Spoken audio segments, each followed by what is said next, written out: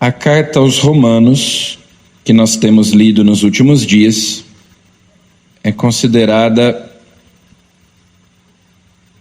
uma carta gêmea da carta aos Gálatas, assim como a carta aos Efésios e a carta aos Colossenses também são consideradas cartas gêmeas.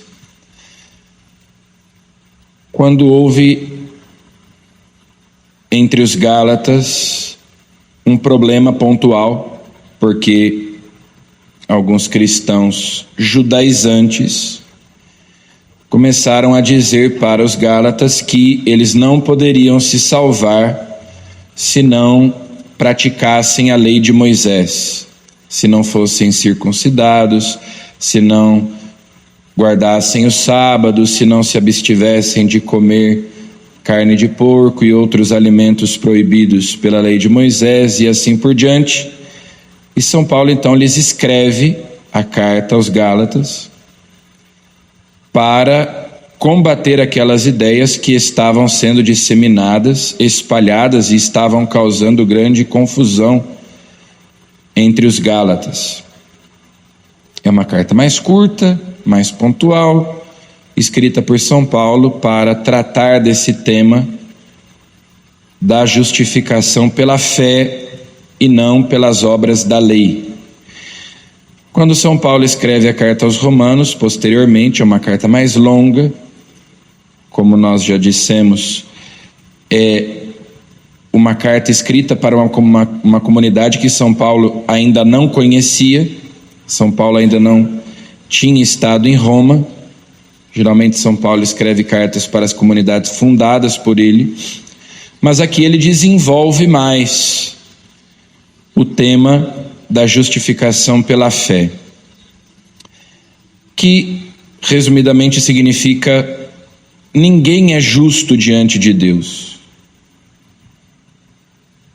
Quando o jovem rico pergunta para Jesus: o que devo fazer de bom para possuir a vida eterna? Jesus responde: só Deus é bom. Ninguém é justo diante de Deus.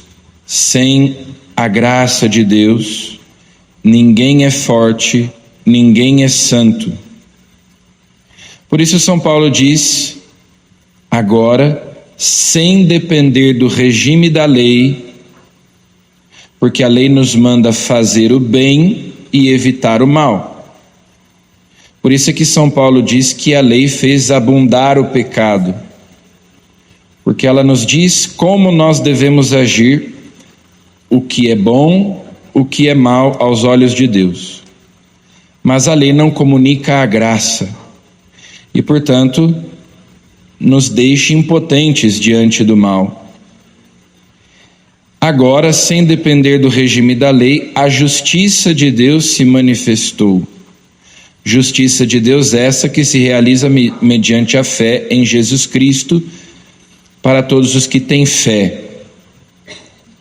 Todos pecaram e estão privados da glória de Deus, e a justificação se dá gratuitamente por sua graça, não pelos nossos méritos, portanto, mas pelos méritos de Cristo. E, portanto, justiça de Deus aqui significa que Deus nos torna justos. Ninguém é justo diante de Deus. Ele nos justifica, Ele nos torna justos, Ele nos santifica mediante a sua graça que nós obtemos pela fé em Jesus Cristo. Deus destinou Jesus Cristo a ser, pelo seu próprio sangue, instrumento de expiação, vítima de expiação, para perdoar os nossos pecados. Assim Deus mostrou sua justiça. Deus não exige de nós que nós sejamos justos, que nós sejamos santos, mas Ele nos dá a sua graça. Ele nos oferece a graça que justifica, que santifica. São Paulo está se dirigindo justamente a pagãos, a pessoas que antes não conheciam o verdadeiro Deus, que adoravam pessoas que adoravam falsos deuses, praticavam uma falsa religião, e agora, pela graça de Deus, porque creem em Jesus, são também eles justificados, também eles se tornam membros do povo de Deus. É por isso que São Paulo diz: ninguém deve se gloriar, nada de vaidade. Onde estaria então o direito de alguém se gloriar? Foi excluído pela lei da fé. O homem é justificado pela fé sem a prática da lei judaica. Acaso Deus é só dos judeus? Sim, é Deus também dos pagãos, pois Deus é um só. Então, São Paulo aqui vai mostrando que ninguém deve se gloriar a si mesmo, porque tudo que somos e temos, recebemos de Deus. Tudo é graça. Absolutamente tudo é graça. Até mesmo as boas obras que praticamos, nós as praticamos porque Deus nos dá a graça de praticá-las. Então, ninguém deve se gloriar a não ser da cruz de nosso Senhor Jesus Cristo, pela qual nós somos salvos e libertos.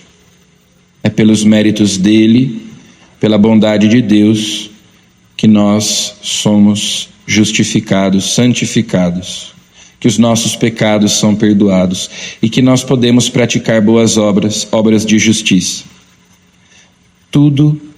Toda a glória deve ser dada a Deus e não a nós.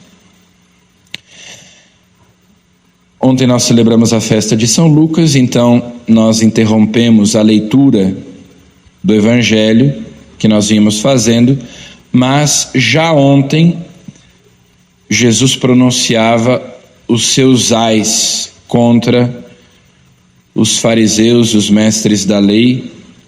Os ais, que é sempre bom lembrar quando Jesus diz ai de vós. Esses ais são o oposto das bem-aventuranças. Então, são mal-aventurados esses que Jesus diz ai de vós. Deus pedirá contas desta geração, do sangue de todos os profetas derramado desde a criação do mundo, desde o sangue de Abel até o sangue de Zacarias. Então, durante toda a história, os profetas, os justos, são perseguidos. E o próprio Jesus, eles querem matá-lo. Sempre aqueles que procuram fazer a vontade de Deus são mal compreendidos, são odiados. E Jesus diz: ai de vós. Vós, mestres da lei, tomastes a chave da ciência. Eles têm autoridade para interpretar as Escrituras. Vós tomastes a chave da ciência, não entrastes e impedistes os que queriam entrar.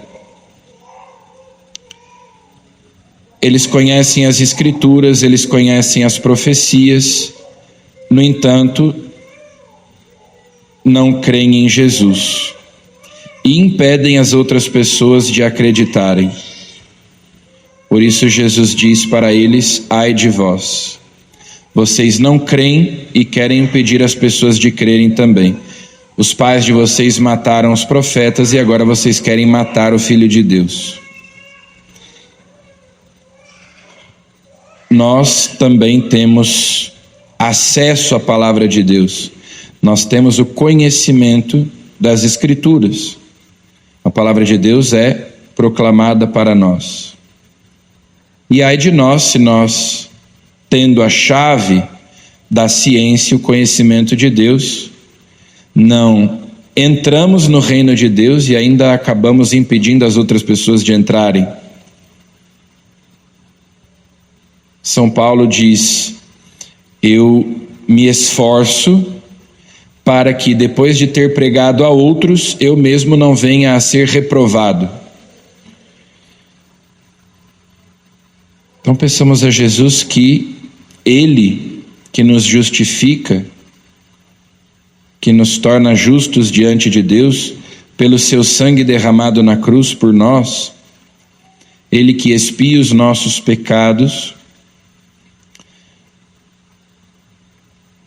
nos ajude para que nós correspondamos ao seu amor, à sua graça, e não sejamos como esses que, conhecendo a sua palavra, não a colocamos em prática e ainda acabamos sendo pedra de tropeço para os outros. Ai de nós, que nós sejamos bem-aventurados, felizes, e não esses infelizes que, tendo acesso à salvação, acabam desperdiçando, fazendo mau uso da graça de Deus, recebendo em vão a graça de Deus e até levando outras pessoas também à condenação. Ao contrário, reconhecendo que sem a graça de Deus ninguém é forte, ninguém é santo, que nós sem Ele nada podemos, mas que somos completamente dependentes dEle, nós então possamos entrar no reino dos céus com a chave da ciência, do conhecimento e do amor de Deus que Ele nos dá. Amém.